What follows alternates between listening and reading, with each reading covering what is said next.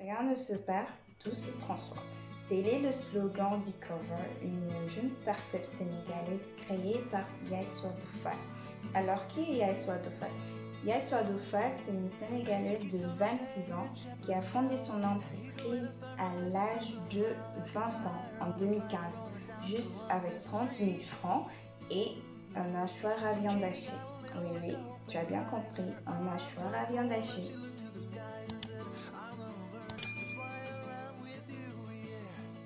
Je suis Arketa Gomis, cofondatrice d'Afro-Business & une association de jeunes Africains qui a pour but de promouvoir la culture africaine, l'entrepreneuriat et la lecture.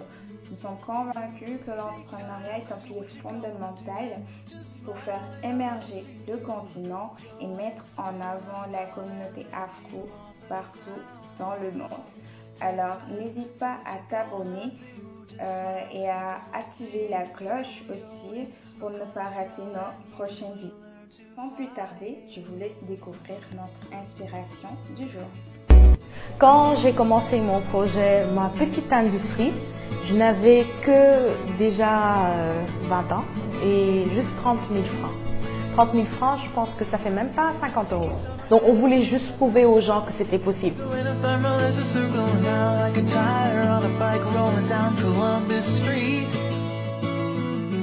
On a fait un constat qu'il est difficile de passer d'une rue à une autre sans tomber sur un déchet de pneus. Pourquoi ne pas trouver une application utile à ces déchets de pneus? Quand on a eu cette idée-là, on n'avait pas la technologie pour pouvoir faire un projet pareil.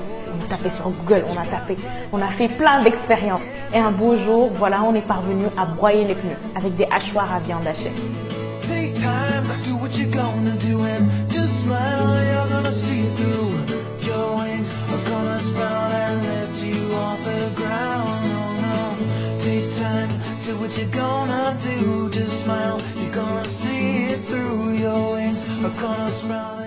Maintenant, on a fait notre premier prototype et il y avait la question des fonds.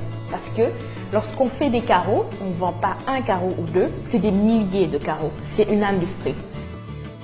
Donc on s'est dit, ok, on va essayer de lever des fonds en faisant du crowdfunding. Malheureusement, on s'est rendu compte que c'était un concept qui marchait bien en Europe et aux États-Unis, mais pas ici en Afrique. Donc on a échoué. C'était vraiment le premier échec et on a failli abandonner après ça.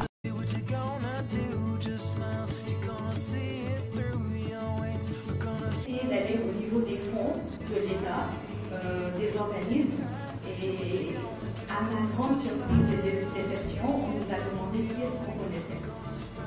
C'est-à-dire que si on n'est pas quelqu'un qui connaît quelqu'un, on ne peut pas bénéficier d'un financement.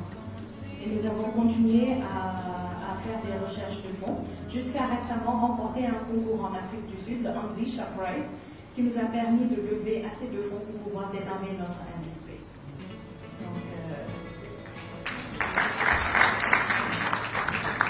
Bonne chose, c'est que faire une campagne de crowdfunding nous a permis d'avoir une communauté.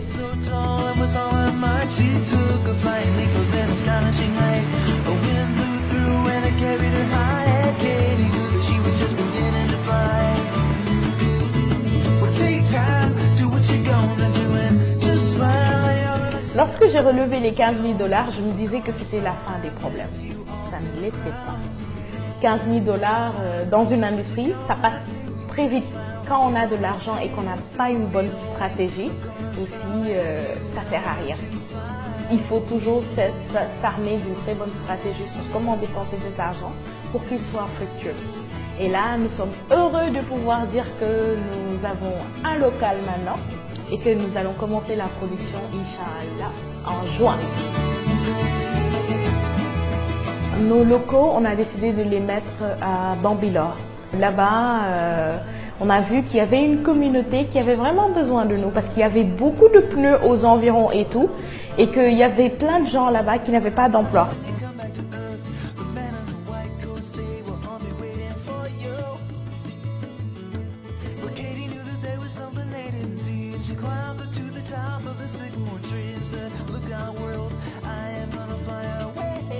De penser que le manque de financement immédiat, que c'est un obstacle pour ne pas réaliser son projet. qu'eux aussi, ils peuvent le faire. Et qu'eux aussi, ils doivent y croire. Et qu'eux aussi, un jour, ils peuvent arriver au point de lever des financements et de réaliser leurs projets. C'est pas un chemin facile, c'est dur, c'est compliqué et ça demande beaucoup de sacrifices. Mais au final, je trouve que ça en vaut la peine.